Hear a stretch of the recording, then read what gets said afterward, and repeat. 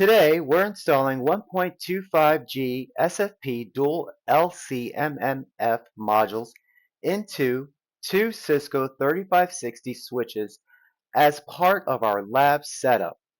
These SFP modules enable high-speed communication over multi-mode fiber, making them ideal for our backbone connection between switches.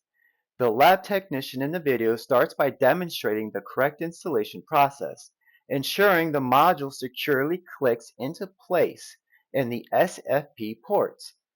Following the demo, I installed the modules on my switches, carefully aligning them to avoid any damage.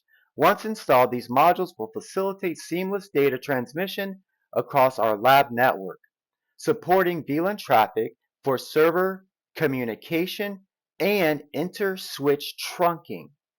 This setup ensures our environment is ready for high bandwidth tasks and real-world configurations like connecting ESXi hosts and Cisco routers.